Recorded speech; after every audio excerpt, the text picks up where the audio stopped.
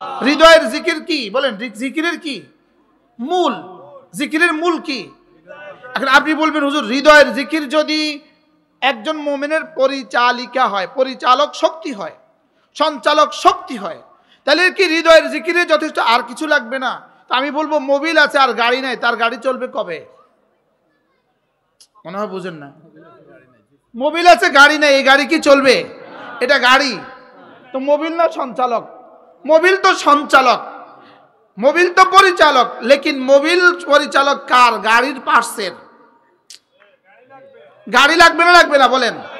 তাইলে বোঝা গেছে হৃদয়ের জিকির হলো একজন মুমিনের সঞ্চালক, লেকিন এর সাথে যত আমাল আছে সমস্ত আমাল হলো শরীরের জিকির। সুবহানাল্লাহ বলেন। নামাজ কি? শরীরের জিকির। জোরে বলেন, নামাজ কি? এখন বলুন তো দেখি, একজন মানুষ নামাজ পড়বে কখন? তার হৃদয়ের জিকির ঠিক থাকে যখন। কি হয়? হৃদয়ের জিকির কি? এই জন্য যদি প্রশ্ন করেন হুজুর হৃদয়ের জিকির কতক্ষণ, উত্তর হবে অক্সিজেন আছে যতক্ষণ।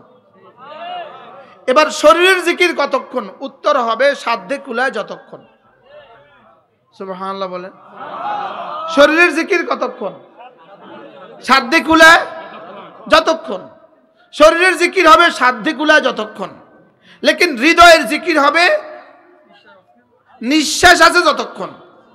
সুবহানাল্লাহ বলেন। হৃদয়ের জিকির কতক্ষণ? পৃথিবীর কোন ইহুদির কলিজায় জীবনে কখনো এক সেকেন্ডের জন্য হৃদয়ের জিকির আসে নাই,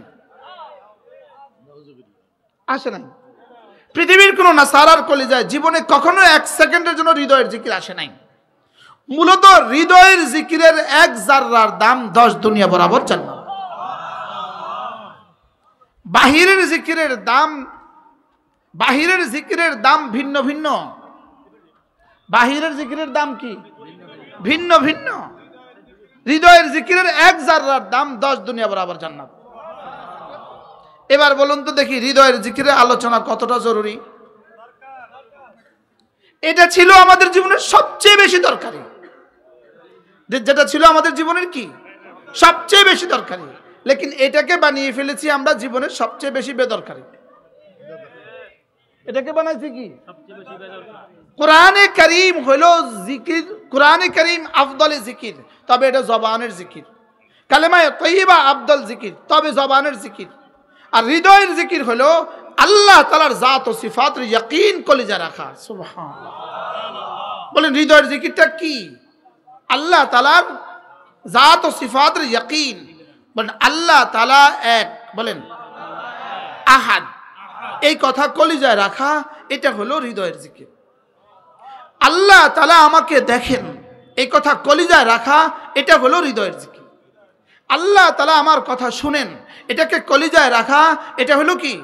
এখন আল্লাহ তাআলা আমাকে দেখেন, এই কথাটা কলিজায় রাখা কত সময় জরুরি?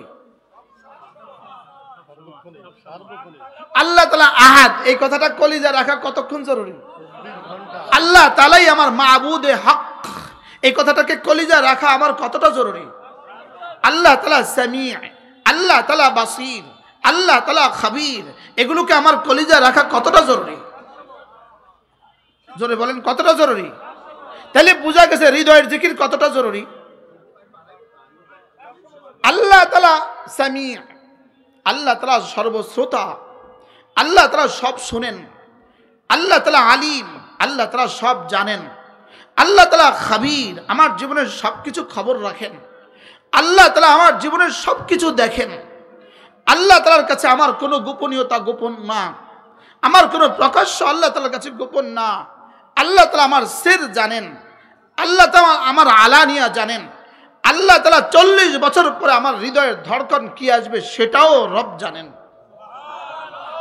এই কথাগুলোকে আমার দিলের কলিজায়, দিলের পাটাতনে, আমার দিলের পর্দা, এগুলোকে ভাসমান রাখা, এটা হলো হৃদয়ের জিকির। এটা কি বলেন? এখন হৃদয়ের জিকির যার যেই পরিমাণ, বাহিরের জিকিরের দাম তার এই পরিমাণ।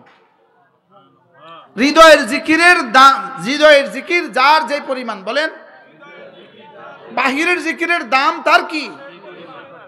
সোয়া লাখ আম্বিয়া আলাইহিমুসসালামের মধ্যে সর্বশ্রেষ্ঠ আমাদের নবীজি কেন হলেন? প্রশ্ন। নবীজির বয়স মাত্র 23 বছর। মাত্র কত বছর? নবুয়তের বয়স মাত্র কত? 23-এর আগের 40 বছর কাউন্ট হয় নাই। নবুয়তের আগের 40 বছর ধরা নাই, হিসাব নাই।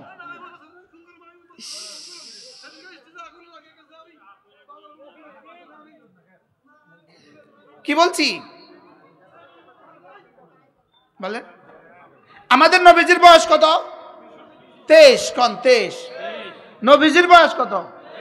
নবী 23। নবীজির বয়স কত? আগের 40 বছর কি নাই, কাউন্ট হয় নাই। তাহলে মোট বয়স কত? খেয়াল করে শুনেন, 23 বছরের নবুয়তের জীবনের, তাহলে সমস্ত নবীদের, হযরত ঈসা আলাইহিস সালামকে বাদ দিলে সমস্ত নবীদের নবুয়তের বয়স থেকে আমাদের নবীজির বয়স বেশি না কম? কম। কম। লেকিন আমাদের নবীজির দাম সবচেয়ে বেশি কেন? সুবহানাল্লাহ বলেন।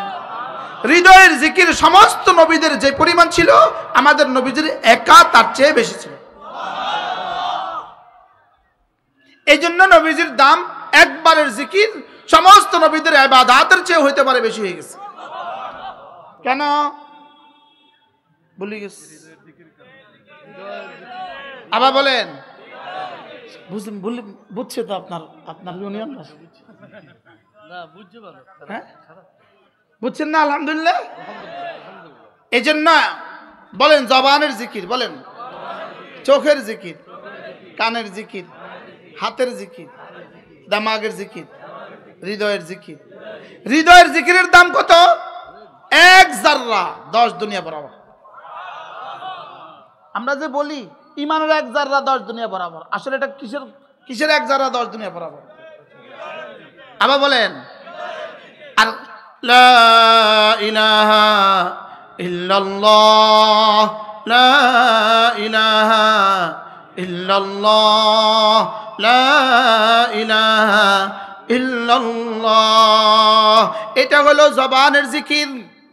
হ্যাঁ জবানের জিকির, এটা হলো জবানের জিকির।